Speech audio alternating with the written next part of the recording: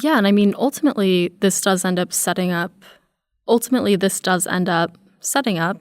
sounds right? Yeah. Yeah, I think so. The more I say it, the worse it sounds.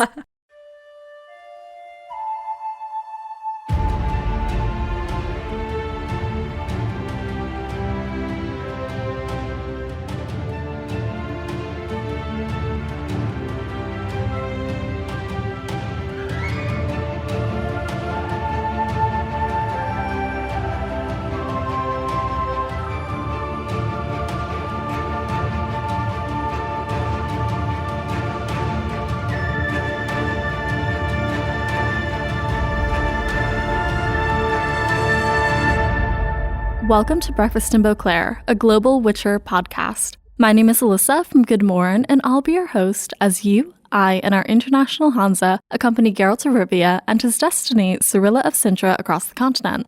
So as some of you might already know, a lot of these recordings were done over 2 separate weekends for this season, usually clocking in at 4 to 5 hours long. And this recording with Jess and Robin was certainly one of them. So, welcome to the first half of our discussion, which will cover the plot of this episode, and join us in 2 weeks for a deeper discussion on the themes and scenes that resonated with us most. Last week was the launch of my new 8-part YouTube series, Around the Table, the lore, culture, and history behind The Witcher. Thank you so much to everyone who supported the first installment in the series. It was so much fun to do a little video flex and to create something that really felt like it was both by and for members of our community. Each video in the series will release the week after the matching podcast episode. Because 4 Marks will be split into 2 episodes, the Around the Table video will release the Thursday after the second episode. In the meantime, catch the first video in the series on the Breakfast in Beauclair YouTube page. Shout out to our current producer-level patrons, Louise of Covier, the owner of the Churlish Porpoise, Eric's the Godling, Katie the Redhead of Toussaint, Jacob B, Mahakam Elder Joe, Julie, Sylvia of Skellige, Jameson, Ava of Gullet, B Haven of the Edge of the World, Jacob Meeks, and Sebastian von Novigrad. Episode 17 is the second of 3 episodes that I'm donating to the community with its bonus content. To access the free bonus content for this episode, head over to patreon.com/breakfastinbeauclair after this Saturday, June 20th. As for this episode, Robin from the Netherlands and returning guest, Jess B, join us to discuss the second episode of Netflix's The Witcher, episode 102, 4 Marks. Here we discuss themes of romance and motherhood, take a 360 look at the complex relationship between humans and elves on the continent, examine the construction of history through storytelling and perception, question the role of emotions, and then stick around as Jess and I explain an innuendo. In our mid-episode news segment, Tidings from Toussaint, Lars from Witcher Flicks shares a number of updates from Lauren Hissrich, the showrunner of Netflix's The Witcher. Without further ado, let's get to the discussion for The Witcher episode 102, 4 Marks.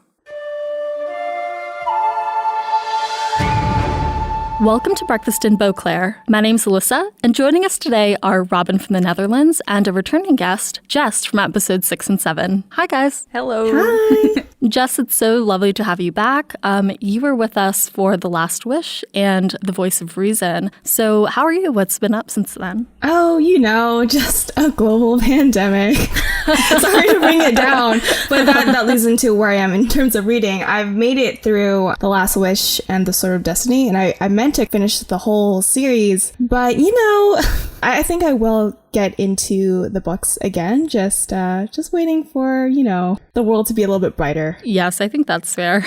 Even if you haven't started the saga yet, we are talking about the television show today. How was this dive into the Witcher universe in a new medium? Oh, I loved it. I finished the whole series in about a week. I wanted to take my time because I knew I could easily binge this. It's just so beautiful to watch. I think we'll talk about it later, but I loved all the visuals, and that's totally something that you don't get when you're reading the books, not the cinematic nature of these Netflix shows. So it was a real treat. Yeah, it's really exciting. You also mentioned that you're currently reading a couple other kinds of books. I know that both you and Robin are quite well read. What books are you currently reading or have you finished recently that you would recommend to the Hanza? Ooh, okay. So we're going to talk about Yen in this episode and her cool little lady magic school. So if you like that aspect of this episode, Lumberjanes is the comic for you. It's an all ages comic. So it's about all these ladies who are at a sleepaway camp over over the summer. There's that aspect of kind of going to camp and having that female friendship, but it's also heavily influenced by fantasy and sci-fi. So sometimes there'll time travel. There's others where they battle out some yetis. They do like some roller derby contests and stuff. It's like, oh my God. Totally, yeah. I mean, it's very lighthearted, but it's a lot of fantasy mixed into it, and it's just so much fun. So that's Lumberjanes by Shannon Waters. It's so good. What else have I been reading? Blackbird by Sam Humphries. That's also really good. It is another female-centric comic. It's about a girl who discovers magic in Los Angeles. So it's this urban fantasy that's really good. And that one's a little bit darker. What else? Oh, Lucy Knisley. She's a really great graphic memoir author. So all of hers are based on her real life. If you're interested in travel and food and stuff, she has some really great memoirs out there. Fantastic. As you said, it does seem like a lot of your recommendations relate directly to some of the themes that we'll be talking about today, which is really exciting. And then, Robin, so you're new to the show. Would you be able to introduce yourself to our listeners? Yeah, of course. I'm Robin. I'm 21 years old. I'm from the Netherlands, and I'm currently still studying history at the University of Utrecht, almost at the end of my third year. So it's also the year I wrote my thesis, my bachelor's thesis, about the way Dutch movies about the Second World War between 1977 and 2015 treat female characters. Yeah, and I really loved writing that. It was really fun.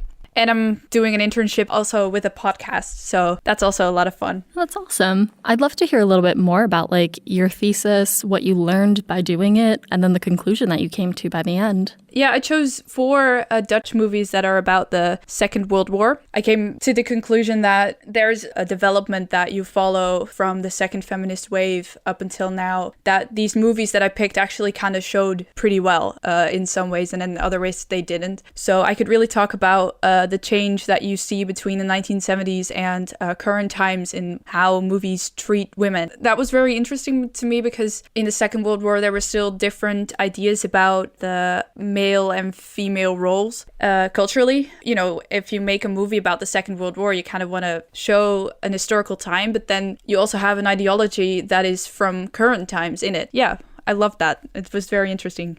The question that I always love to ask new guests is, how did you get into The Witcher? Yeah, my brother, he bought the Witcher 3 game. I played through Skyrim, the Elder Scrolls Skyrim, and I really loved that game. And he said, well, if you love that, you'll love The Witcher 3. And then I heard like, oh, there's going to be a Netflix show and it's based on books. So it's like, oh, books? There are books? I'm going to read the books. So I started reading the books, and yeah, I'm currently still stranded at Baptism of Fire, same as what Jess said, like, oh, there are so many books and now we're in a pandemic, so.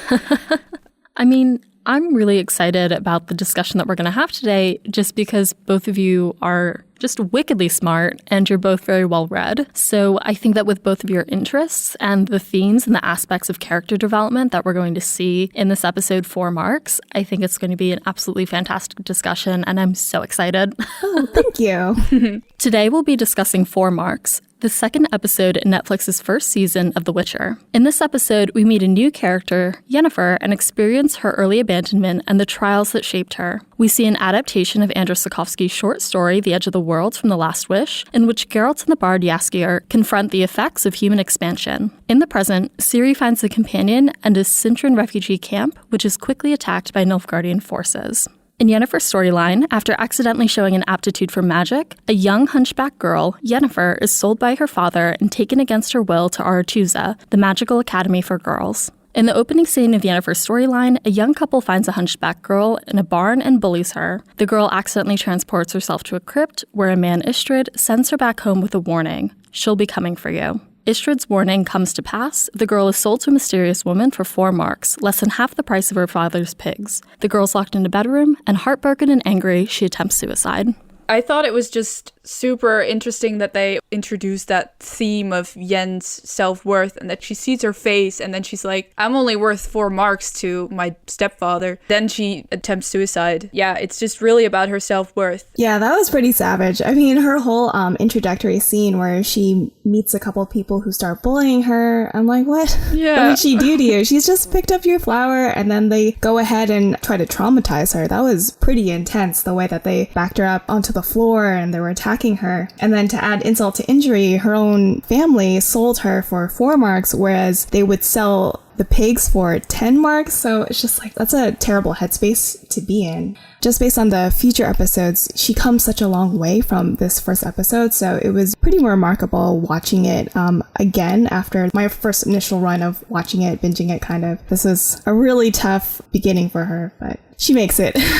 Yeah, she does. I definitely have to agree. I think this is a excellently done introduction to her character as well as to Tissaia de Vries. You know, it shows the origins of her character and creates a very strong contrast between where she is now and where she ends up. And Anya Chalotra is just fantastic in these early scenes. Her range throughout the entire series is absolutely remarkable. She's spoken about her character in this early stage, where her character is roughly like 14 or so, and how the prosthetics, the hunchback, as well as the cheek insert affected her acting. And she always had to kind of look down, and she couldn't really meet anyone's eye, and it changed the way that she held herself. And I think that shows amazingly in these opening scenes. Yeah, she was amazing. Love her. It was really interesting how throughout this episode, there are flowers connected to Yennefer and Yennefer's storyline. And like first we have that part with the daisy, and the girl from the couple is like, oh, not a rose. Daisies are cheap. And then she throws away the daisy and Yen picks it up. And then when she's with Astrid is also with the flowers. The theme of flowers just starts here. Yeah, that's interesting. How important it becomes to her throughout the course of the episode as she grows into her own powers. Yennefer's theme actually is introduced here. It starts quietly when she's sold to Tissaia. The first time it's a little muffled. It's like within harmonies of other stuff going on in the music. But then when she watches herself in the mirror and attempts suicide, that's when like you have a very sad oboe theme. That's her theme, and it comes back in later episodes. It starts here, and that's what I also really love, that development of that theme. That's something that the composer Sonia Belousova has talked a lot about in her interactions with fans. They continually tried to build and change and adapt the three characters' main themes and develop them over the course of the series and of individual episodes. It's really neat. Yeah, I love it when composers do that. It's just awesome. The following morning, after her suicide attempt, the mysterious woman introduces herself as Tissaia de Vries, the rectoress of Aretuza. Tissaia introduces the novices to the basics of magic, built upon channeling chaos with balance and control. As the other novices succeed, the girl does not. She finds her way to the same crypt with the same man, Astrid. We hear her name for the first time when she introduces herself, Yennefer. I just love in the Witcher universe that is a big mix and mishmash of European influences. And my brother once said that Novigrad was based, in the game at least, on Amsterdam. So that was really interesting to me in the first place. And then, of course, you have the spy Dijkstra in Dutch, Dijkstra, as everyone says, but it's Dijkstra in Dutch. And Tissaia's name is a Dutch surname. It's everywhere in the Netherlands. Everyone is called de Vries. It means something with frozen. So that's also very interesting with Tissaia's character right now, because she's kind of cold. But yeah, Tissaia's surname is actually pronounced de Vries in Dutch. That's really cool. Yeah. Thanks for sharing. That's awesome. I love how like these little notes and cultural influences have found their way through the Witcher universe as well. And it's interesting like to see people from different countries pick up on different things throughout the books as well as throughout these Netflix episodes. It makes it a very interesting relationship between the author and the audience. And it makes the experience, I think, feel very personal, which is neat. Yeah, you really feel like, wow, that's something from my culture. That's something from my country. How cool. And then you really feel included or something in a book. Oh, that's so nice. Yeah, I think that's really cool that you brought that up. It really goes back to like what you're saying. It's cool that it's kind of like this pan-European influence story. Yeah, it's such a European story. And Alyssa, I mean, at the top of every show, you call it a global Witcher podcast. So I'm glad that we have guests from all over the world to give that insight. I know. That's my favorite thing about the show.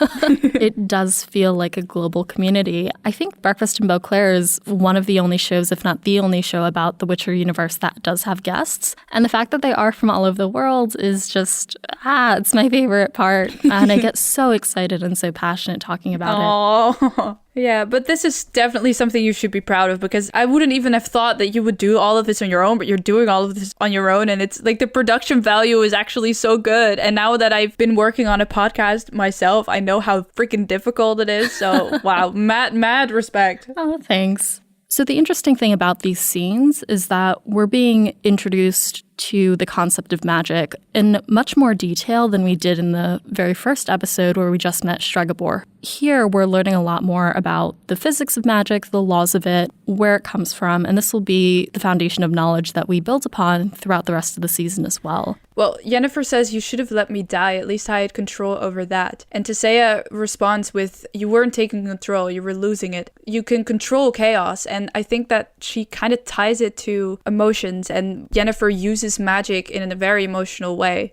Yeah, I thought it was interesting that she was able to essentially teleport out of a terrible situation at the top of the episode, and then when it comes to levitating a rock, she couldn't do it. I definitely think the distress that she was under earlier in the episode helped her do that magic of transporting to another place. It's definitely true, I think, that emotion and that chaos, you have to draw upon it. And she's still a novice here, but eventually she'll learn to control that chaos and really do all that magic of her own will rather than it kind of like being an accident or out of anger. Yeah. And I really think it's to do with Yennefer's growing up and learning how to control herself as well as a person. Yeah. This entire episode, or Yennefer's arc in this entire episode, takes place over the course of a couple months. So it's very interesting to see how much her character develops in those first few months at Aretuza. And as you said, Jess, where that kind of control takes her, really. We'll see specific emotional beats throughout the episode where she does use magic. And at first, a lot of those beats are points of, as you said, distress, self-destruction, and a feeling of worthlessness. As we continue through the episode, she starts to perform magic in feelings of worth and feelings of being loved, which I think is very powerful as we start to establish her character arc. Yeah, I think maybe magic is even like a defense mechanism for her almost, and that she doesn't feel worthy of anything. She has very little self-worth. She kind of has to unlearn to use magic only when she's very emotional, when she's sad,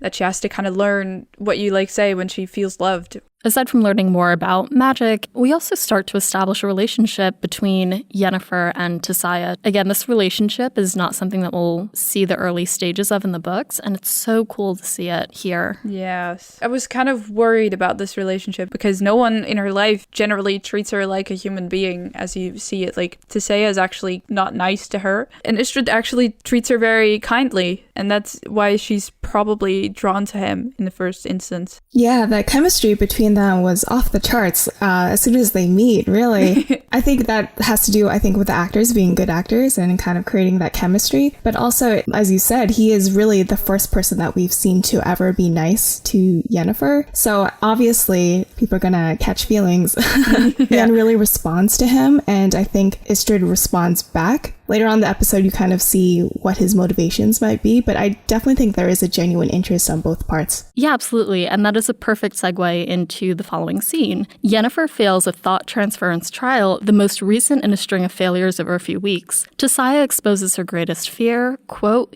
"Even if you were a beauty, still, no one would love you." Yennefer confides in Astrid, and she successfully experienced thought transference with him. Yeah, again, this is about Yen's self-worth. Yeah. I was watching the episode back this morning before recording, and I actually just had to stop the episode and sit in my feels while watching this scene between Astrid and Yennefer. You know, as we'll see over the course of the season, we'll see maternal relationships like the one between Tissaia and Yennefer. We'll see romantic relationships like the budding one here between Astrid and Yennefer. And I do have some thoughts on the way that these relationships successfully develop in certain places and are a little bit less successful in other storylines. But I think this specific moment and the specific emotional beat is really, really powerful between Astrid and Yennefer. It does a really good job of showing the gradual growth of their relationship and the importance that they have to each other and the mutual interest, as you said, Jess. Yeah, like I was saying, the chemistry was through the roof in this scene. I mean, yeah, I think really when she feels like she's being loved and that she feels that self-worth kind of increase, she's able to do that bit of magic so easily. It really goes back to the lesson that she had in that classroom, that you need to control the chaos, but the chaos has to be there to begin with, that emotion. They're obviously very into each other and she's feeling all these emotions. She's finally able to do something that she couldn't do in a classroom where she doesn't feel safe or she doesn't feel like she's worth anything. Yeah, absolutely. I just think this scene's so beautiful, and the simple act of him anticipating her needs, just to share the taste of warm bread, the sight of moon jellyfish. Oh, right. It's very vulnerable. I think, for both of them, but it feels very sincere. And like, I guess we'll see throughout the episode the depth or shallowness of that sincerity. But you know, at the moment, it does feel very genuine. And I don't know, I just found the scene really sweet. Yeah. It was really sweet. Yeah, I forgot this was the scene where she said something like, oh, you're showing me things that you love. And he says something like, no, I'm showing you things that I thought you would love. So it's like, ooh, he's working his magic on her, literally and figuratively. He's being a charmer. Exactly. So when he said that line, that kind of smooth line, I definitely think he's working his magic intentionally, but there's obviously some chemistry there. So that's just a fun thing about watching these episodes. Yeah, like you said, like chemistry is really there, and there's no Hans from Frozen moment, you know what I mean? Yeah. Yeah. And we'll be able to see, I think, how acutely this affects them in the following episode, episode 3, Betrayer Moon, as well as episode 7, Before Fall. So we'll get to see their relationship over the course of the season. Ooh, it's fascinating. It's very juicy. Yeah. During a storm, Yennefer and the novices are woken for a lightning in a bottle trial in Torlara, the Tower of the Gull. Yennefer is hit with a lightning bolt and angrily channels the energy back at Tissaia and another novice. In the aftermath, Tissaia confronts Yennefer. This is a very emotionally charged scene, as we've seen throughout the entire episode, and as we've spoken about at length. Yennefer is constantly feeling like she's failing in this school environment, and this kind of feels like the climax of that for her. It also doesn't help that she still calls her Piglet, and we've had like this buildup of Yen feeling like a failure and not doing well. And then Tissaia still calls her Piglet, with emphasis in this scene. Well, Tissaia is awful to everyone in this scene though, except to Sabrina, because Sabrina's doing so well. Yennefer gets like so angry because she's done. She's so done. And then after you have that conversation, Tissaia says like, okay, Sabrina is one of those mages who really ignores their emotions. And she says like, oh, there are mages like us who are consumed by emotions. This moment of like us is maybe that moment that you really start to flip that relationship between Tissaia, because she kind of feels responsible for her. She sees herself in her and she wants to teach her how to prevent those mistakes, because she sees that she's also a very emotional person and she uses magic emotionally. And that's very much that motherly figure, and before she gave her a lot of tough love, but now you see maybe that flip around a little. Yeah, this part was interesting because she is kind of reprimanding her for losing her cool. But at the same time, I think she was a little bit impressed. Like, oh, she was finally able to like do something rather than just being a sorrowful little piglet. She actually stood up for herself. So I think on the outside, she definitely was scolding her, saying, hey, I'm responsible for you. If you ascend and you mess up, and that's going to be my fault. She kind of has to cover her bases there and like say, hey, that's not how we do it. Like you said, it is like a flip with switch where she kind of starts respecting her a little bit. Though she's not controlling the chaos is in her, and she kind of, it's like game recognized game. Like she said that she kind of, you know, she sees herself in her. So she's like, that respect is starting to be earned.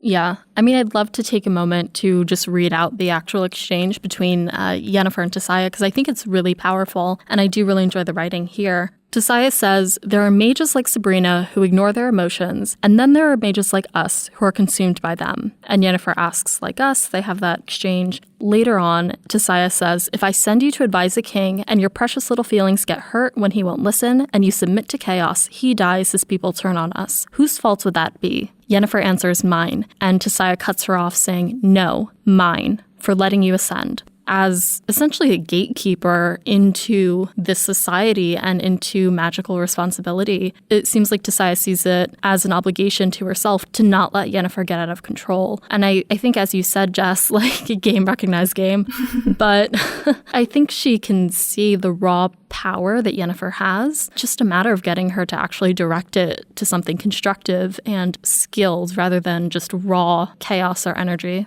Absolutely, yeah. I also like what you said about gatekeeper, but I really do feel that Tissaia clearly singles her out. And I think that's because on the one hand, indeed, that she feels like a gatekeeper as her profession, but I also think she kind of feels like an emotional responsibility or something. Oh, yeah. I think Tissaia can definitely see that there's a storm brewing in Yennefer, because if you look at all the other girls, they're all very prim and proper. And like she said, there are people who just don't have that emotion. But you, Yennefer, you come from such humble origins, a very terrible backstory, actually, and physical deformities that make her an outcast in society. Like, you of all people should have this chaos, this emotion in you to power your magic, but you're not using it. So I think she's trying to get something out of her, because if anyone has inner turmoil out of this whole class of girls, it's got to be you, Yen. So just do it. It's interesting that you say that the girls in the academy are all coming across as prim and proper, which I do think is true for the adaptation. We could talk about comparisons to the books later, but that's definitely not the case in the books. Interesting. Yeah, it's really interesting that in this case, Yennefer is decidedly out of place. This is actually only something that I'm thinking about now that it was brought up. But I think when we get to the comparisons to the books and the role of the sorceresses and their origins, yeah, we can definitely talk about the difference between that in the books and the adaptation. Hey, it's Wednesday night, Alyssa. Because we recorded this over 2 weekends, I completely forgot I said this, and we never came back to it in the second half of the episode. The reason I thought it was interesting that the other novices all seemed prim and proper is because in the original source material, we learned that the only girls to become sorceresses are the ones who are particularly undesirable for one reason or another. The excerpt from the Last Wish short story from the compilation of the same name reads, "Each to their own taste, but in actual fact, not many would describe sorceresses as good-looking. Indeed, all of them came from social circles where the only fate for daughters would be marriage. Who would have thought of condemning their daughter to years of tedious studies and the tortures of somatic mutations if she could be given away in marriage and advantageously allied? Who wished to have a sorceress in their family? So only the daughters with no chance of finding a husband became sorceresses." This was just something I remembered as we were chatting. Of course, we don't dive too deeply into the background of the other mages, but I'd love to hear their stories and see the effect of the kingdoms and cultures they're inhabiting in future seasons. Back to the episode. I think her trauma and her tragedy really stands out comparatively to the other novices. Something that I also noticed, again, this might just be like a small detail, is that when Tissaia removes Yennefer's bandages, we see that she has 2 scars on her right wrist, which got me thinking to the next episode, episode 3, Betrayer Moon. Without going into any spoilers or episode details, we do see that she also has 2 marks on the inside of her left wrist. So she ends up having a total of 4 scars, and I just wondered, 4 marks. Yeah, those 4 marks, those 4 scars, also related back to the episode. No. So that was just something that I thought of when I was watching the episode again this morning. That double meaning of 4 marks for what she was paid, but also the 4 marks from her suicide, which makes the scene, I think, incredibly vivid and very painful, both physically and emotionally. Yeah, it's just a very small detail. And again, I don't know if that was intentional on production's part, but I thought it was interesting. It was. Yeah. Even if it was or was it, it goes right in the feels.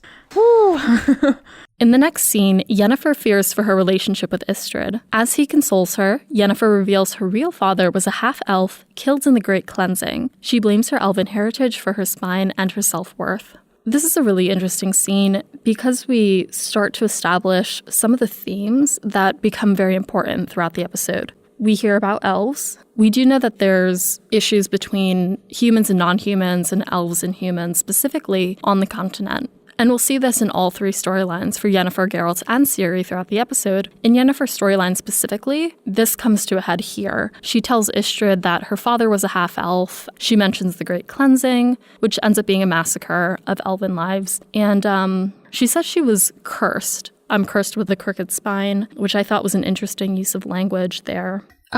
Was this the scene where you see all the bones and stuff? Yeah, it's a little funny. Yeah, this was interesting seeing all the bones. So Astrid shows Yen all these bones that are arranged in quite an architectural way, and he said Aretusa is literally built on the bones of these elves. This is not ours. This actually belongs to the elves, and they created this amazing structure, and there's all this magic that runs through it. So it's such a contrast of seeing how powerful they were to make these amazing architectural structures full of magic. They're obviously very powerful, and then despite how powerful they are, they were kind of ousted and in this kind of genocidal way, unfortunately. So you see where they were in the past, almost like the ancient Egyptians creating these amazing pyramids, and then today they're just outcasts in society. This was a good scene to kind of illustrate that. Yeah, absolutely. It leads into, as I said, one of the important themes of the episode. Astrid here says explicitly to Yennefer how the humans learned magic from elves and then slaughtered them all because they wanted to be seen as the originators of magic on the continent. Rude. Yeah, I know. Istrid says, rewriting history with the stories we tell, the songs we sing about our own triumphs, it's what we do, implying that it's a very human thing to do, that humans are controlling the greater narrative of history because, as we see, they were the victors. Ultimately, this ends up being a very strong theme for the episode, and we'll get to it later when we discuss the theme song for the episode that has since taken off and become number 1 on Billboard, which is wild. We'll get into that more, but I just wanted to point out that this is like one of the explicit times where we see this idea. So this is kind of a funny scene. Like, at least there's parts of it that are a little comic. Istrid asks who the bones are of. And Yennefer's just like, dead people? There's a really funny beat. Istrid just looks at her, like, kind of incredulously, and then, like, has to explain, no, they're elves. But it's a bit funny. He's just like, oh, child, let me tell you something. It's the fun, like, if you watch that scene again, it's just a really funny look. Yeah, so he tells her about the history of the elves on the continent. I think at this point, Yennefer admits that she's half-elf. I forget what exactly happens in that dialogue, but then she does say, like, my worst fear is true. I'm still not enough even for you. And he talks her back down. He, like, gives her the flower. He mentions that flower only grows where elven blood was spilled. And then he tries to get her to use a portal because they want to, like, keep in contact if she were to be expelled. That's when she does the magic. Why does magic happen from this flower? What is that? Because you see Istrid in the first scene that he's in, he also like takes a bite of the flower and then he opens the portal back up. Is that like the same as within that scene where the novices draw magic from the flower? Because I was very confused because they don't really explain that. Yeah. The purpose of the flower in the context of magic as a whole, we learn in the scene where the novices are trying to levitate the rocks that they can be used as kind of like a life energy in exchange for performing magic. I guess it seems like Istrid keeps all these little flowers on him so he can perform little bits of magic. I don't know if it's true or not. This is just a theory. Yennefer says that she has elven blood, which becomes an important plot point in the next episode. And then we do learn that that specific flower that Istrid gives her in that moment only grows where elven blood is spilled. He was very impressed that she could open this portal on her first try. And I wonder if it was because, like, she has elven blood and that flower is directly related to elven blood. So I wonder if it was like exponential through her, but that's just like a thought. I could be looking into it too deeply. Yeah, I didn't think about that, but I mean, that sounds correct. I mean, she's going to this place occasionally throughout the episode, and it's where she's able to do magic the best. So yeah, I do wonder if there's a correlation between the two. It's kind of like she's starting to find her home in a place where she belongs. Like, she doesn't even know it, but it's kind of like her ancestral home, maybe you could say it. Yeah. Yeah. After she does that magic, Yennefer tries to run away. I think they have a moment and then they eventually kiss. I think they had kind of shown vulnerability, moved toward intimacy, and I think this is the first physical realization of that attraction. Yep. Music-wise, it's just very interesting that you have Yennefer's theme again, but it now ends on a major chord, so it sounds happier because she kisses. And I was like, oh, if the theme is like tied up to her person and her emotions, then, you know, making the last end chord a major chord is actually very smart. So, that's really beautiful. Yeah, because now she's happy. In the next scene, Yennefer gives to Saya the flower Istrid gave her as proof of her ability to spy. Satisfied with her ability to keep her emotions in check, Saya calls Yennefer by her name for the first time. Meanwhile, Istrid tells Stregobor that Yennefer is quarter elf. Again with the flowers. I don't understand it. Why? Yeah, but it's a very, like, tangible, very fragile item. I wonder if it's also, like, the continued representation of purity. Maybe it's, like, the parallel with the thing that Tisea says, sometimes the best thing a flower can do for us is die. What Istrid also does, he takes a bite of the flower, so he has magic to channel it, and that's maybe ties into it and what we will see in the last scene, I think. Yeah, that definitely ties into what we'll see in the last scene. Again, could be reaching. I wonder if, like, the flower also just ends up representing the relationship between the two of them. Every single scene that we see them in, they're exchanging these flowers, usually. I think as we'll see in episodes 3 and 7, I don't know, it could be, like, the best thing for their relationship to do was for it to die. I don't know. Yeah, no, yeah. That, again, I'm just spitballing, and I could just be reaching, like, down a rabbit hole that has no bottom, but... Yeah, maybe. But the flowers are also generally tied to magic, so maybe not only to Istrid and Yen. When you said sometimes the best thing a flower can do for us is die, and that's kind of like the relationship. Just like, oh, I feel like that is kind of true. I mean, but I guess we'll see that a little bit more in the future. It's not the same flower, is it, though? It's like different flowers have different purposes and things. So this one was meant to kind of show her allegiance. What did Tissaia say? She just said, I wanted you to get that flower for him because I wanted to just see that you could. So yeah.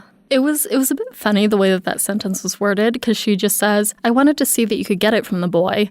And I like, the first time I heard that, I think I had to think about like romantically get it, or like get the flower. Like, I think when you said it, I didn't notice that the first time I watched it, but when you just said it now, it just sounds like an innuendo, like, hey, get it. Oh, is that an innuendo in English? Yeah. Oh. Yeah, like if you're, let's say, talking about a person that's, let's say, across the room at like a club or something, you could say like, oh, he can get it. Like, he can get me. He can have sex with me. Yeah. So. Oh, then I get it. Yeah. So the first time that I heard it, I had like a slight like, wait, what? But it was a bit awkward to listen to. We also get a very brief, ominous scene between Istrid and Stregobor, as we'll see. So we met Stregobor in the first episode, The End's Beginning. He was one of the key players in the storyline with Renfri and Geralt. And turns out he's the rector of Banard, the magical school for boys. And, like the music gets really creepy. Stregobor like comes out from the shadows and starts to like interrogate Istrid, saying like, you've been working on her for months and you haven't found anything. And then Istrid spits out that she's half elf. And then the music gets really ominous. We see the setup here. We're ultimately not going to see the outcome of it until the next episode, but it kind of leaves us with this feeling of dread. Yeah, when I saw that part, I was like, no, how could you? At that point, it's a surprise that he's kind of been a mole trying to get information on her. I was like, oh no, Istrid, how could you? But at the same time, I guess Yen was doing the same thing, right? Maybe she didn't realize that that's what Tissaia was tasking her to do. But I think eventually you kind of see like, oh, they're kind of like secret agents.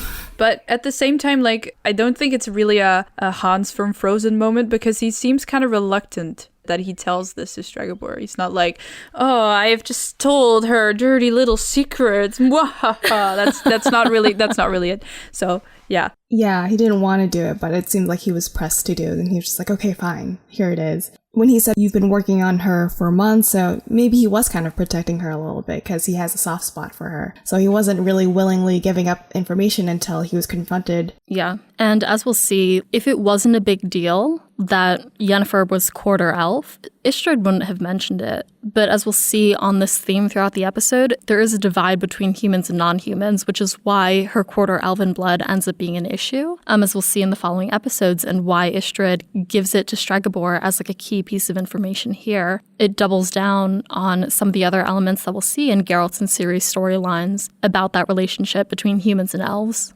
It's like, it's daunting. I think it's like it's a very stressful part of the episode. And then it's so quick. Yeah, and you're like left with, wait, what's going on?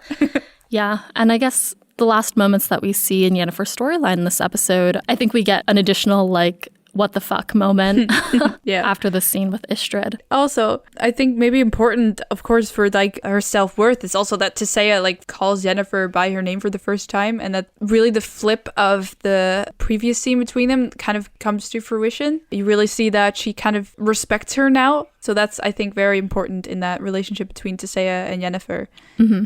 As you said, this is definitely the first time Yennefer is starting to feel respected by Tissaia and not looked down upon or beaten up. She proved herself with this act. This is where we see kind of the growth of her relationship with Tissaia happen, and I guess, and what happens next. I'll just leave it at that. Yeah. Yennefer, at the end of her previous scene with Tissaia, asked, I did this for you, does this mean I get to ascend? Tissaia tells her, wait for the knock. In the next scene, Yennefer waits for the knock on her door as instructed. Tissaia passes without knocking on her door, and Yennefer sneaks out anyway. She witnesses Tissaia turning the weaker novices into eels, where they'll be used to channel chaos for Aretuza. We learn that these novices' control has been taken away, but they're still conduits of magic. They're essentially batteries for the school. This is where we see this sentence repeated, sometimes the best thing a flower can do for us is die. In this specific context, we're talking about those weak novices that are unable to ultimately ascend. There are people who eventually cannot make it, and by turning them into eels, they still can do something for the school and for the mages. And she says it mournfully, so she kind of feels sad that this is how it goes, but that's what I think. Yeah, I think this kind of brings home the idea of chaos being important for magic. Sure, like they have magic, but I would rather have someone like you being ascended rather than these people who are kind of just like, I don't know, just like a mayo sandwich. Sorry, that's not like a very descriptive. I mean, yeah, they have powers, but do they have that necessary chaos in them? I think it's easier for you to kind of rein in your chaos rather than having to produce that emotion if you don't have it at all. So I think that's kind of making a statement of how the emotional part of you is so important for magic. Yes. Isn't it such a powerful message to send? Your emotions, they can be volatile, but they aren't bad necessarily because they can also be turned to something useful. And in this case, like in a fantasy setting, they help Yennefer do magic. So that's really cool. I think something that we see from, let's say, examples in meditation or examples in Stoicism as a philosophy as well, it's important, I think, to be able to articulate and to understand your relationship to your own emotions and how to distance yourself from the fleeting nature of your emotions as well, which I think ends up being part of the importance here. Like, as you guys said, it's okay to have the emotions that you have. It's valid to experience and to feel the things that you feel. But it's a matter of understanding how you're relating to them as a way of kind of keeping them in check, not necessarily to act on all of them, as we see when Yennefer unleashes that lightning and almost kills another novice. So, as you said, it's not that the emotions themselves are bad, it's just how she acts on them. And also, like, in light of our discussion about women and female characters later, like, what is said about the female and male roles and how gender is usually ascribed, that women are emotional and therefore irrational, but emotions can be good too, and they're volatile, but they can also be useful. For female characters, also very important. Mm-hmm. They're not mutually exclusive either. It's not that you have emotions or you have logic. They don't rule each other out, which I think is, again, like an important part of that balance and control that Desire talks about when it comes to magic. When we look at Yennefer's storyline as a whole, there's a lot for us to, I think, learn. This is an entirely new part of the continent that we're discovering after episode 1. In episode 1, we saw the Cintran royal court. We saw Geralt's experience in Blaviken. Now we're really getting to the magical aspect of the world and of the lore. We're learning while Yennefer is learning, which makes it a really interesting experience. And we'll be able to grow with her knowledge throughout the series as well, but it does build a good foundation for us as an audience here. Yennefer's theme of self-worth goes like all the way into episode 8. All the awful things that were said to her kind of return to her also. Not to spoil stuff, but the fire scene is pretty pivotal there. So, like, the feeling of worth or self-worth is very important to Yennefer, and it is really strongly introduced here. And that relationship between Tissaia and Yen also gets a closing in that last episode, so you see starting this off here as well. Before we jump into Geralt's and Ciri's storylines, we're going to hand it over to Lars from Witcherflix for recent news on the Netflix show. When we come back, Rob and Jess and I will continue our discussion of Four Marks.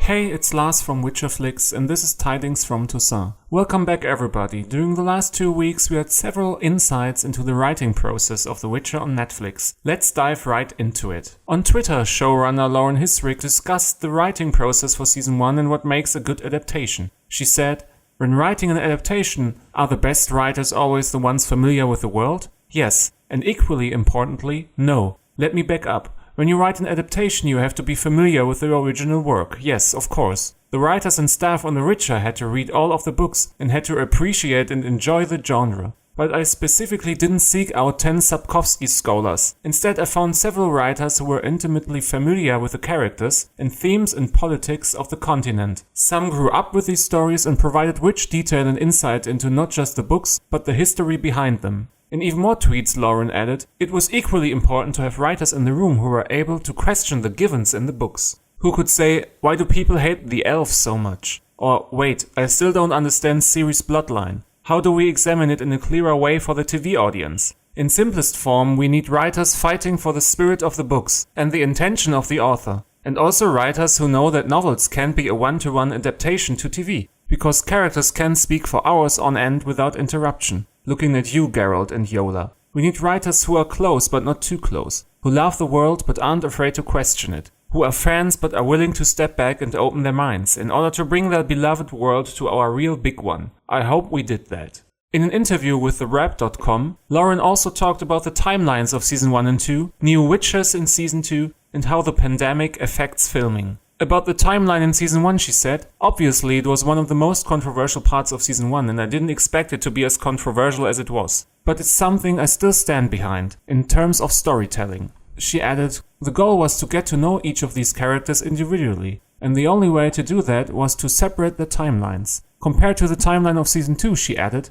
what's great though is they have intersected now. So what we'll see in Season 2 is that all of our characters are existing on the same timeline. What that allows us to do story-wise though is to play with time in slightly different ways. We get to do flashbacks, we get to do flash forwards, we get to actually integrate time in a completely different way that we weren't able to do so in Season 1. So I think it will be a lot easier for the audience to follow and understand, especially a new audience coming in. But there are still going to be some fun challenges with time. In the interview with TheWrap.com, she also revealed her favorite new characters we can expect in Season 2. Probably my favorite addition for Season 2 are the new Witchers. Really, in Season 1 we got to know Geralt, and he's our prime example of a Witcher. And there's this one Witcher, Remus, who we met in episode 103, who quickly dies. So it was for us really about getting Geralt back to his roots, and sort of learning where he came from, and what his story is, and what his sense of family is. Lauren also talked about how the pandemic affected the filming. We were shooting in the UK, and were about 6 weeks into our season when we shut down, Lauren said. We were literally in the middle of a big sequence we had been preparing for months.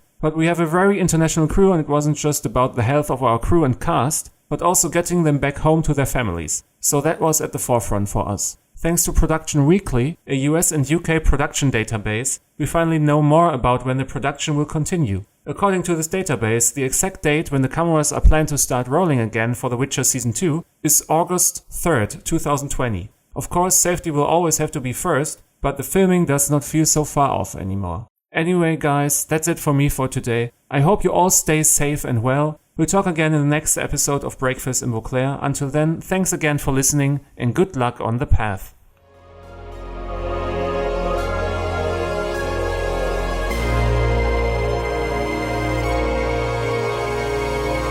Hey everyone, welcome back from the break. I'm here with Robin and Jess discussing 4 marks from Season 1 of Netflix's The Witcher. When we left off, we had finished our discussion of Yennefer's opening storyline, and now it's time to take a look at Geralt and Ciri's. Throughout Yennefer's storyline, we do also experience part of Geralt and Ciri's. In The Witcher storyline, Geralt and Jaskier search for a devil, brings them face to face with struggling elves at the edge of the world. In the opening scenes, in Posada, Geralt and Jaskier meet for the first time. Geralt gets a contract for a quote-unquote devil, and the pair head on the road. So this is their meet cute, essentially. It is. Oh my gosh. I love the scene. And there's a couple funny things that happen. Like, we are brought into a tavern by Jaskier singing. He gets booed. He stuffs his pants with bread. And then he meets Geralt, who is very just generally unfriendly and just really wants to mind his own business. As Geralt's leaving, Jaskier shouts out that he's the Witcher, and that's when some of the residents of Posada ask him for his help. Yeah, I mean, you just gotta love Joey Beatty as Jaskier, right? He's so funny. I just love this. And Jess, I love that you posted the meme because I couldn't find it. Because I said, like, in our notes, I said, do you guys know that meme from Taron Egerton dressed up as Elton John together with Richard Madden in a car? Because that's what I think Geralt and Jaskier just are right now in personality. Yeah, it's perfect. The image is pretty much Taron, who's playing Elton John. He's just in like a hot pink like outfit, and there's all these like feathers, and he's like got these crazy glasses on. The feathers are almost poking out Richard's eyes. Yeah. And Richard is just all in black, just like looking at the feathers, just like, can you shoot that away off my shoulder, please? Yeah, and that's Geralt and Jaskier in this scene. Yeah, on the road. I'll definitely have to link the picture in the show notes. I believe it's a YouTube video from Carpool Karaoke. It's pretty funny. We're staring at it in the document. And it's so silly. I'll definitely attach the link to the video. I just love this meet cute because it's so evident that Jaskier is just this peppy guy. He's singing, and then he's like, oh, hey you, what do you think about what I just sang? Everyone else seems to have an opinion. Tell me what you think. He kind of like plays it off a little bit, and like there's just like that stoic face contrasted with just, let's be friends. That's the funny thing, is that Geralt is almost chosen. Yeah. It's like trying to befriend a cat. Yeah. It's like being chosen by a pet. And Yes. it's the best feeling when you are.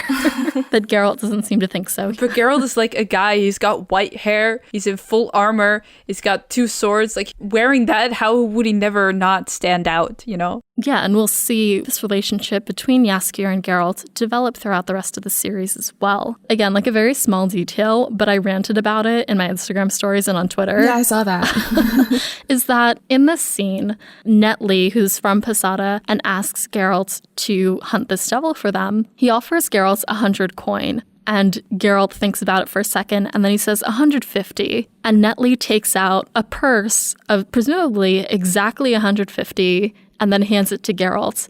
And I was just like, did he get shortchanged here? If he was the one that put out the first number, would he have gotten a better deal? Right. Because Netley apparently already accounted for the fact that he would be haggled, and he had more than he was expecting to give. So I was just like, Yeah, I thought that was so funny when you pointed that out on social media. Oh, he just happened to have a sack of money in the exact amount that Geralt like kind of asked for. So it's like, he didn't even like count the money or anything. It's just like, yeah, I know I have 150 in here. Just toss it. Well, because I think at the time we're handling raises at our company, talking to new candidates that are interviewing for us. So when that realization first came to mind, it's kind of the argument about when you're interviewing for a job or when you've been given an offer, who should be the first person to set out the initial number? Is it you as an interviewee or is it the company? And there's supposedly pros and cons to both, but it's like a really funny argument that had like been in my mind that when I watched this episode again a couple weeks ago, I was like, I hope Geralt's getting paid fairly. I guess we'll circle back around to that theme in song by the end of the episode. As they're on the road, Jaskier just tells the audience, really, about the history of Dol Blathanna, the Valley of the Flowers. Yeah, and what Jaskier really does is just set up, elves and their golden palaces. He kind of sets up an expectation of the narrative that is told throughout the land about elves. You know, of course, we later learn that that is not really true. In the next scenes, Geralt and Jaskier are ambushed by a devil, turns out to be a Sylvan. They're then knocked out and wake bound in a cave attacked by elves. Elves had been exiled from Dol Blathanna by humans, and Filavandrel, the Elven King, must choose between peace and an attack on the humans. Between Jaskier's exposition in the previous scene, as well as the conversation between Geralt and Filavandrel here, we're again seeing the theme of race relations between humans and elves. So we're just seeing it in a very tangible way, where we're actually seeing elves and Geralt interact, as opposed to hearing about some of these pieces secondhand from Yennefer's conversation with Astrid.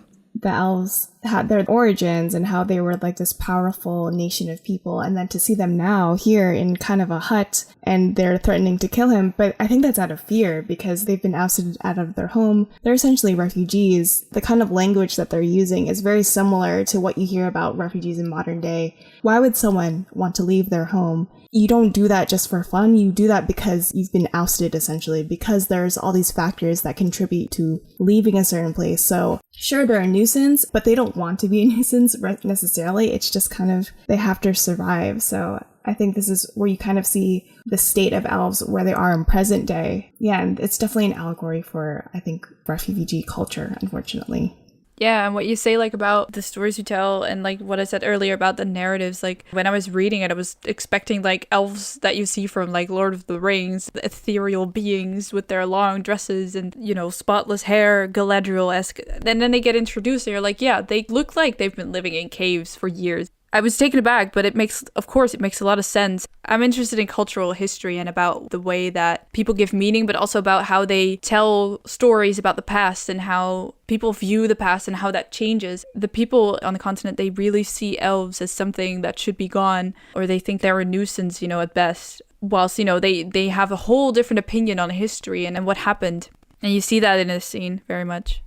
We see in this scene, Filavandrel talks about the Great Cleansing. And this is something that Yennefer had briefly mentioned in her scene where she confided in Istrid that she was quarter elf.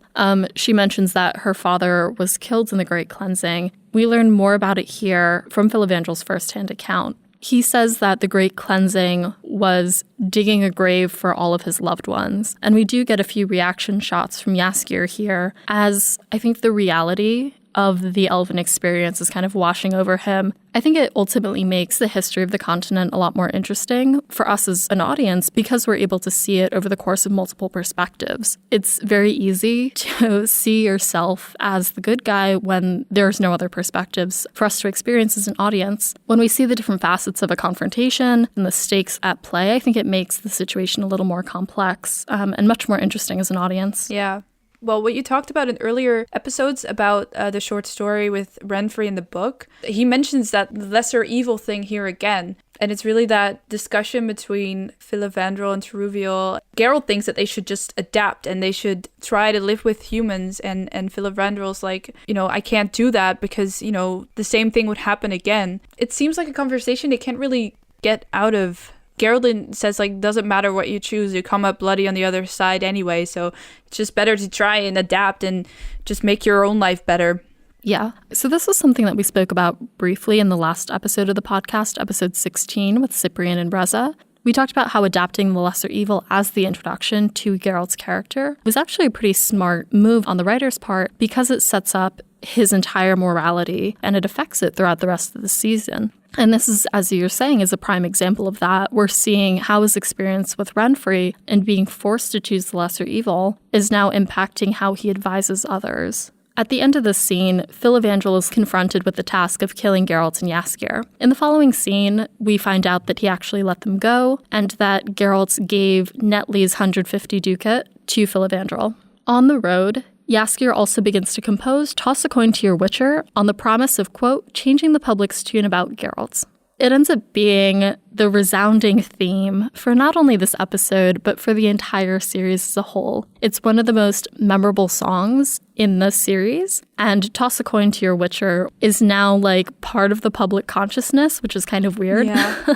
It's really interesting. You'll see it on barista tip buckets now. Oh, is man. it? Oh, that's so cool. Mm-hmm. There were a lot of pictures shortly after the series came out of people going to coffee shops and on the tip bucket would just say toss a coin to your barista. Aww. And there were a lot of them, but it's crazy to see, as I said, how much this story has entered the public consciousness since the Netflix episode released when, we were talking about it, summer and fall last year, and it was just the existing fandom. No one had really heard of it. It was still quite niche because it was a bunch of nerds talking about this Polish series, and now it's much bigger. Toss a Coin to Your Witcher, and the cultural prevalence of it is a testament to that as well. Before the show came out, I think a lot of people were trying to draw comparisons between this and Game of Thrones because Game of Thrones was just ending, right?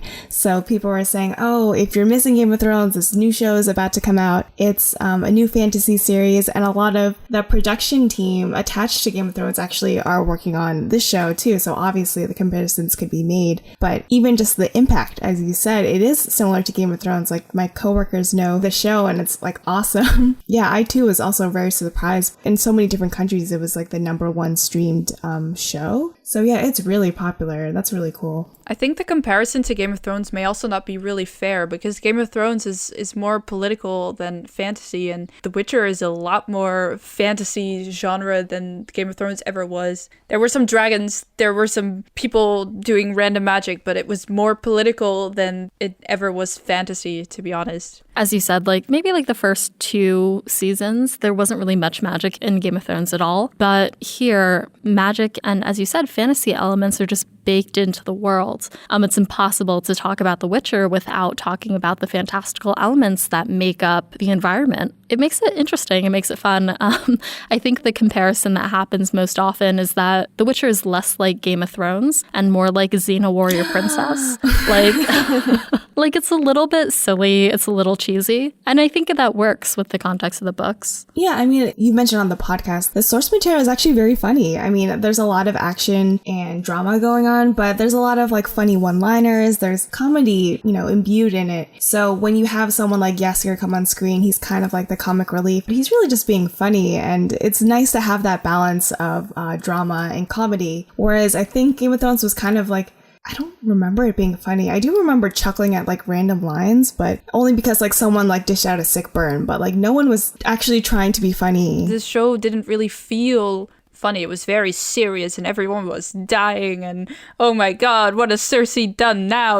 That kind of stuff. And it's not just that, let's say, like, the script or the writers are trying to be funny. Like, of course, there's, like, written comedy, but the characters themselves, even if you read the books, like, just the personality of the characters, they're funny. They're comedic, they're sarcastic, they play off each other well. And I think that was, like, masterfully done on Sapkowski's part when he wrote the series. The characters feel very real. They feel very three-dimensional and fleshed out, which is why the comedy never feels forced, at least reading the books. Jaskier sings something about what happened with them in the cave, and Geralt is like, oh, that's not how it happened. I thought you just had new respect for what the elves are going through. And Jaskier's like, well, respect doesn't make history. We have to make a spicy story because otherwise people won't listen to it. And that caught me thinking like about something we learn with history in university. Like in the 19th century when history was becoming real science, real science, quote unquote, most sources were from the states and the kings and the queens and the parliaments who had like a huge set of documents. So they wrote a lot about that quickly available stuff. In the 19th century, the culture was mostly the idea of the white man's burden. So it was very much a white history, a great man's history, and, a few great women here and there, like Catherine the Great or Queen Elizabeth I, but it was usually what we call a great man's history because there were a lot of larger-than-life men that they talked about. And that's a construct. We get told that repeatedly, like, history is totally and completely constructed, and there are so many perspectives that sometimes don't get attention. Since the 60s of the previous century, there were a lot of historians that were like, hey, can we, like, talk about working class or women or non-Western peoples with the rise of feminism and decolonization? Since then, we have, like, a lot of different perspectives, and history is written by historians and constructed by historians, and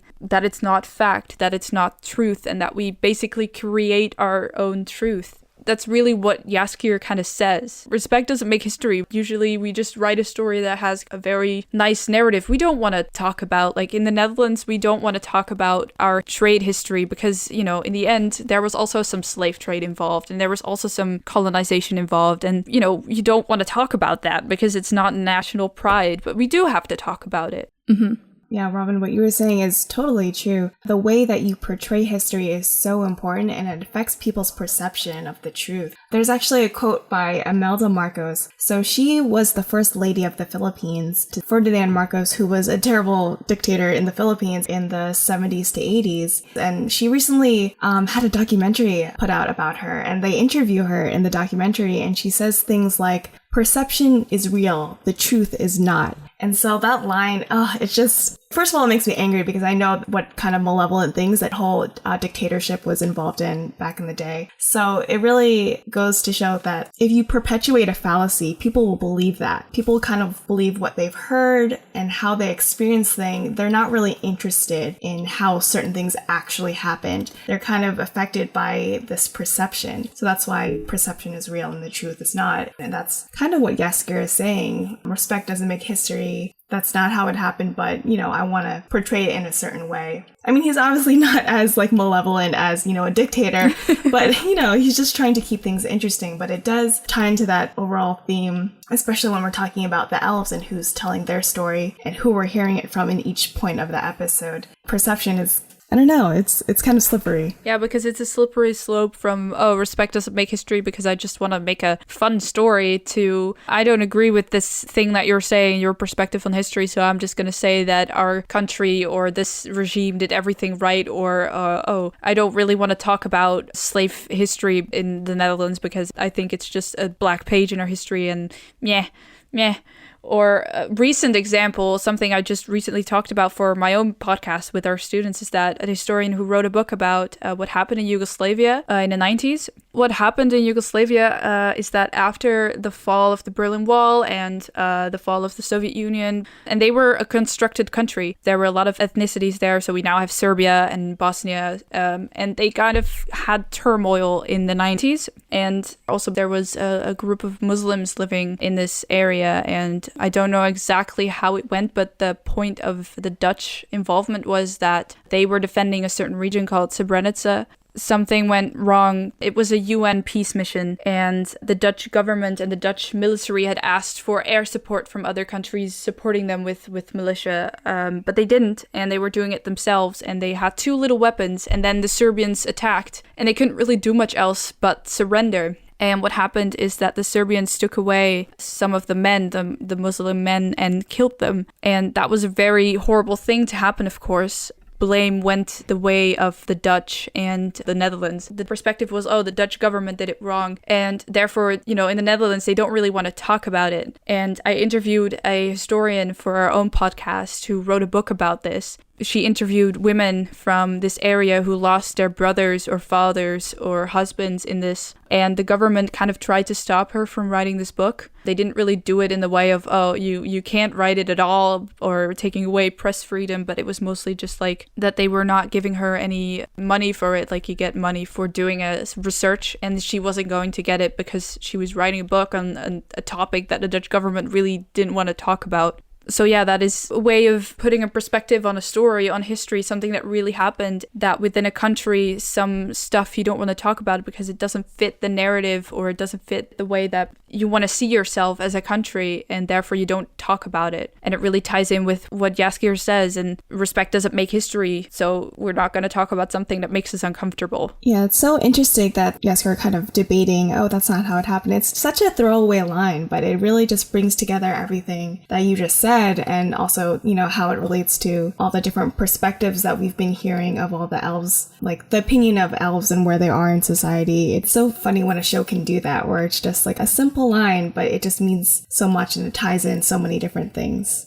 Storytelling is really fascinating, especially in our current culture, just because it shapes everything, as we've seen in both pop culture as well as through politics. I think especially being in an age where everything is so technology-based, people are paid to create content that's specifically made to be consumed. We as people have become the product for advertisers and etc. There's an emphasis on the commodification of storytelling. That's why businesses use influencers to try to create more organic content. We create narratives both on an individual level and culturally in shared consciousness, as we've talked about. It's very powerful. And I think, as both of you have mentioned, the stories that we see repeatedly are the ones that are ultimately going to have a long-term effect on culture and on history. This episode illustrates that really beautifully in Jaskier's rendition of Toss a Coin to Your Witcher and all of the supporting plot points that we see throughout the episode. We're going to revisit storytelling and the song Toss a Coin to Your Witcher later on in the episode. But before we do, we're going to turn our conversation back to the plot in Ciri's storyline. In Ciri's storyline, she escapes the siege of Cintra, eventually ending up in a Cintran refugee camp. The camp is attacked, and Ciri is saved by another refugee, an elf named Dara.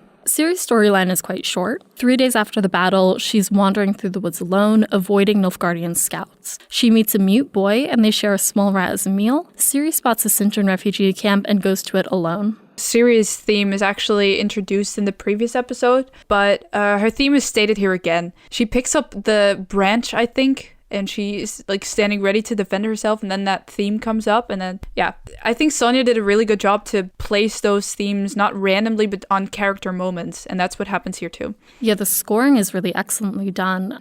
After Ciri spots the refugee camp, she enters it alone, where she's confronted by the reality of common Cintran people and the perception of the crown and Calanthe.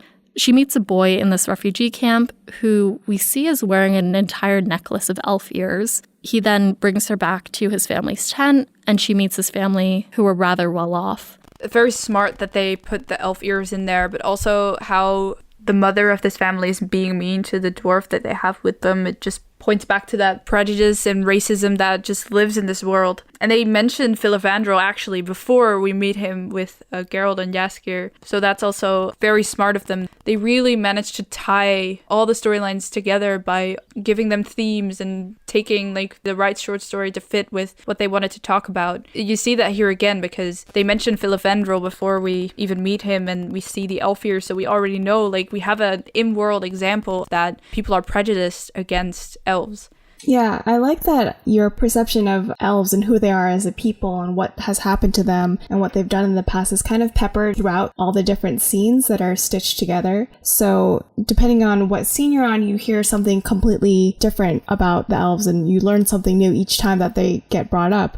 So in this scene with the guy, he has the elf ears like strung along his neck. It's out of vengeance, essentially. In his perspective, the elves caused his family a lot of pain and he, wanted to seek revenge. So, he's collecting these elf ears, pretty much implying that he's been killing them. Yeah, like you said, he mentions Filavandrel. It's so interesting to see a different perspective. Amongst the three of us, we were talking about how the elves have essentially been persecuted. They're kind of like refugees. But it's interesting to hear the other side of someone who sees them as the villain. They see themselves as the ones who have been persecuted as opposed to like the other way around. On both sides, people are being hurt and they're inflicting hurt on other people. So I like that you kind of get like a 360-degree view of who the elves are, depending on which point in the story that you're at. And then by the end, you have like this full picture of who's hurt, who's lost, who's taken in each side of the battle that's kind of been playing out throughout history.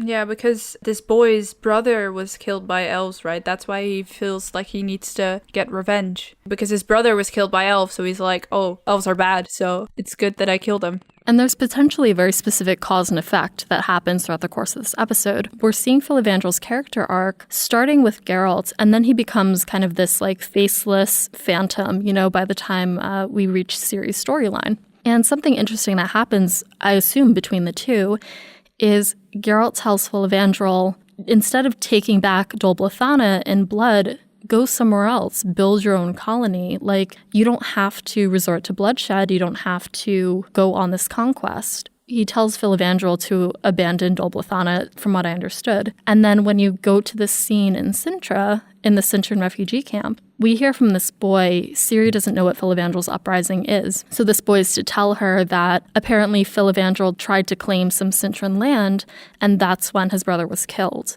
That's why he feels resentment against elves. So I wonder if that's a direct correlation, over the course of however many years between Geralt's storyline and Ciri's storyline.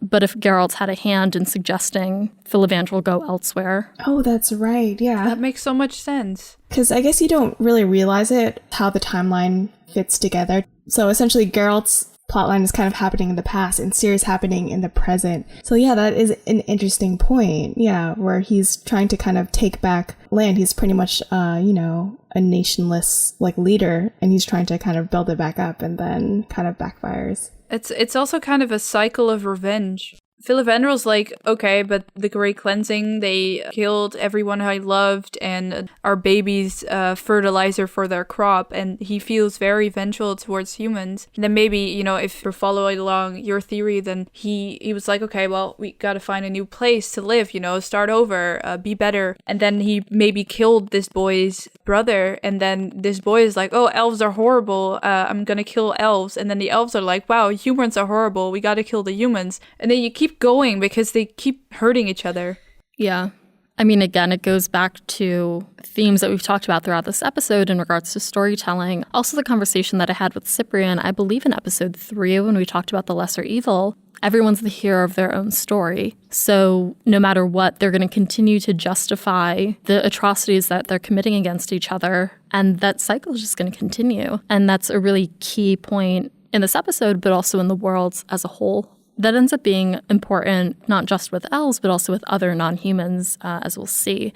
The family of the boy with the elven necklace. The mother of the family is very kind towards Ciri, but she's incredibly rude to a servant that they have. He's clearly non-human. He has like slightly pointed ears from what I could tell from the picture. She says something like, don't worry, he's one of the clean ones, when he goes to give Ciri shoes. Yeah, it's really jarring to see how kind she is towards Ciri and how like openly disgusted she kind of is. Yeah.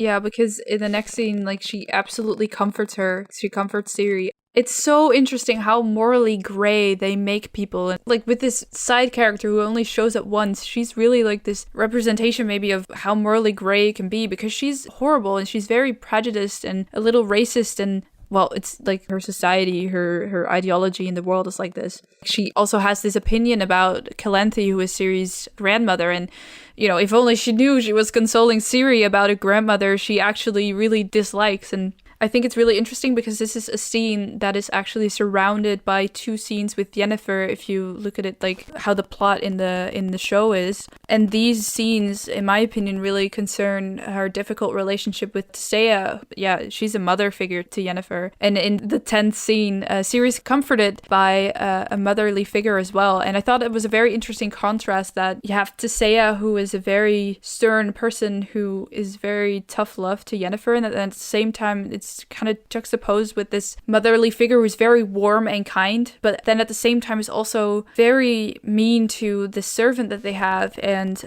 from a family who hates elves, and she has a very strong opinion about Calanthe. So it's a very morally gray situation. So in this part, I think it's the first time that you see the people's perspective of Queen Calanthe, because I think previous to this, you're kind of just seeing her inner circle, so her guards, Ciri herself, and obviously, coming from her own perspective when she was, out there in the castle. So it's so interesting to see that she essentially cuts off Ciri before she could say anything, essentially saying that, like, she was useless and she's the reason why we're in this mess. Yeah, there was actually a part a little bit earlier when she's waiting in line to get food, Ciri is, and someone tells her, like, don't cut in line, essentially, and she said, well, this food was provided by the queen, and she pretty much says, well, what a load of good that did us, she's not as great as you seem to be implying. So that's an interesting contrast, because I think towards the end, out of the whole series, I feel like a lot of the audience really responded to Calanthe, and people just love her and think she's a badass. But it's so interesting to see how the people that she rules don't really agree with that.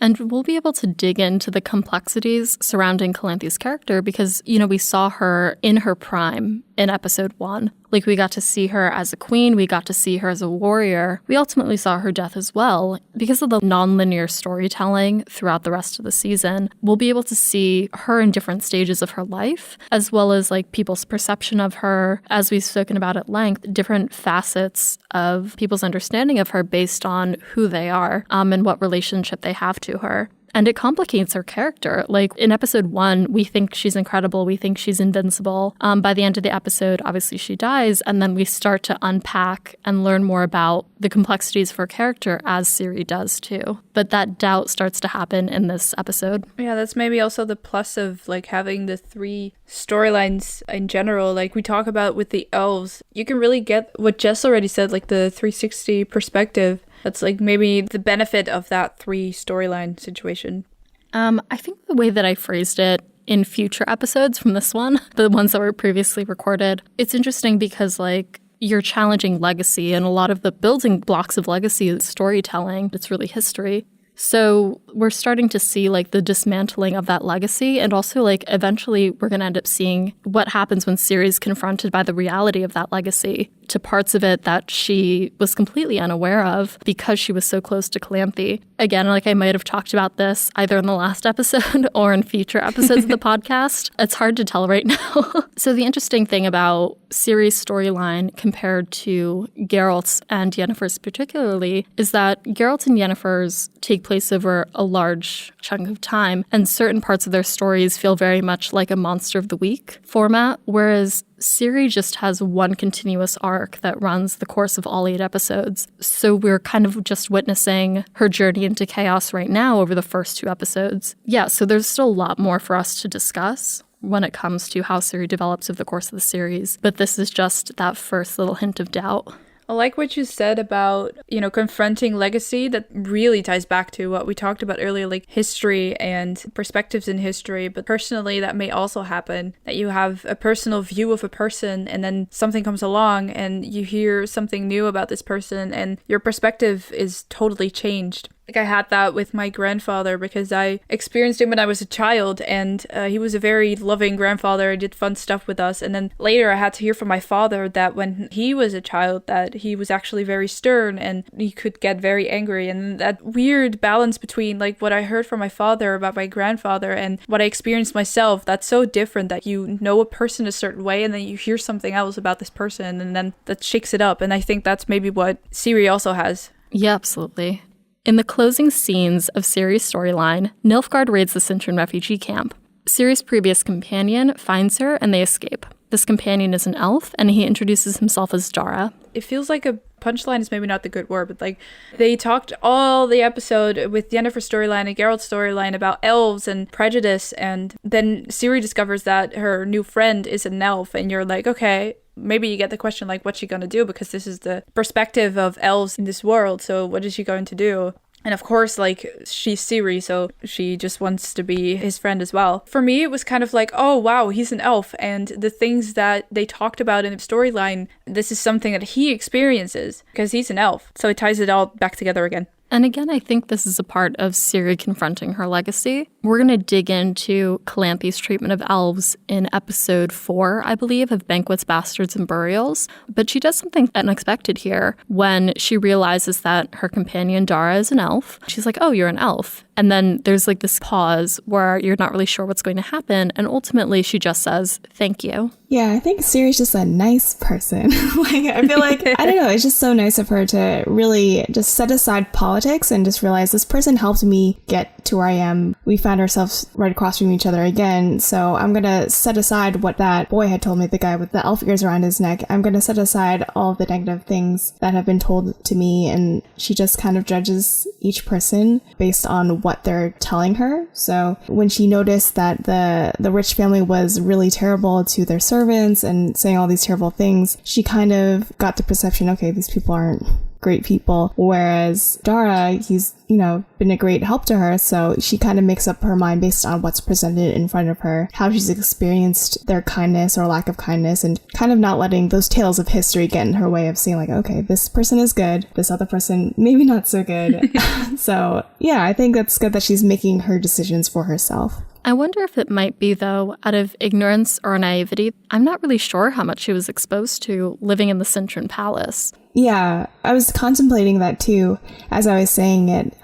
You would expect a princess to know about the history of her people, but she did seem very guarded, and it seemed like the queen kept her protected, so she has kind of like this rosy-eyed view of the world. So it's easier for her to overcome that racism because she never had it to begin with, so it's totally a blank slate. Yeah, but at the same time, like, I don't think she's much of a pampered princess either. I think she grew up protected, maybe ideologically, but she's not afraid to get her hands dirty. And like how we're introduced to Ciri, we first see her in the first episode when she's playing with those boys outside and she's in disguise. So that's right, yeah. So maybe she didn't grow up as super protected because I think she got out, Maybe the queen tried to protect her, but, she finds her way to get out beyond the walls of the castle. So there's like something in her that's kind of like, she kind of does what she wants, even though, maybe she was told not to. And she does have that survival instinct. Whenever she did one of those moves where she would like dye her hair with mud and stuff, I was like, good move, Ciri. Go, girl. I was like,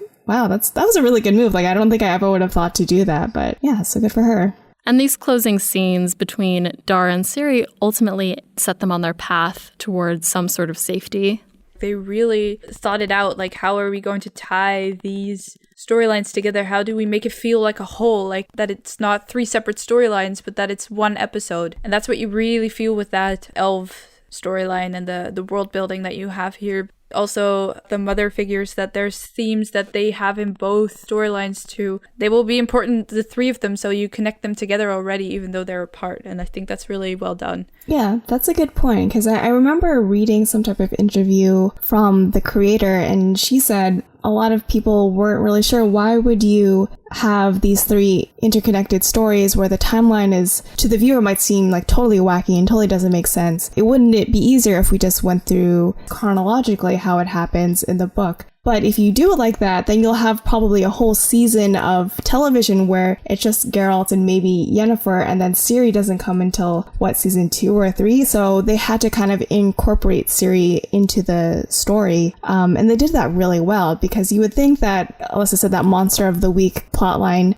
wouldn't be directly related to Ciri, but they kind of find their ways to make sure every single thing is related. I think this episode is one of the standout ones in that regard, like how seamlessly the themes are integrated between all 3 storylines, as you said, Robin. There's a couple episodes that do this well. I think the following episode 3, Betrayer Moon, does that well between Geralt and Yennefer's storylines in terms of parallels to transformation. Huge props to Jenny Klein, the writer on this episode, for creating such a seamless 360 perspective on these themes of race relations. Yeah, I think that was one of the biggest ones that we've covered so far. I think that aspect of the writing was done really well. I think it's really difficult to keep that up, especially with Ciri. Like you said, Ciri's storyline is one journey and she's going somewhere. And I think it's really hard to keep that wholeness going on because, with Yennefer and Geralt, you're going to also do things that you won't be able to apply to Ciri. So you won't be able to keep that up the entire season. But in this episode, it's done really well. Yeah, I agree. Before we get into our deep dive discussions, we're going to put a pause on this episode. So that is it for our show today. I'd like to thank Jess and Robin for joining us for this discussion, and thank you to our Hanza for listening. Next episode, when we return, Jess, Robin, and I will continue our discussion of 4 marks. Thanks for joining us at the Breakfast Table. For show notes, transcripts of each episode, and complete list of our social platforms and listening services, head over to breakfastandbeauclair.com. Breakfast and Beauclair is created by Alyssa from GoodMorhen. It's hosted by Alyssa with the Tides from Tucson news segment by Lois Winterflix. The show is edited by Alyssa with the Breakfast and Beauclair theme by Mojo Filter Media and the Tidings from Tucson theme by Bettina Campomanes. Breakfast and Beauclair is produced by Alyssa in New York City with Louise of Covier, the owner of The Trollish Porpoise, Eric Zagodlin, Katie the Redheaded of Tucson, Jacob B. Mahakam Elderjo, Julie Sylvia of Skellige, Jameson Ava of Gullet, B. Haven of the Edge of the World, Jacob Meeks, and Sebastian von Novigrad. Special thanks to Jess B and Robin for joining us for this episode, and our international Hanza for their support.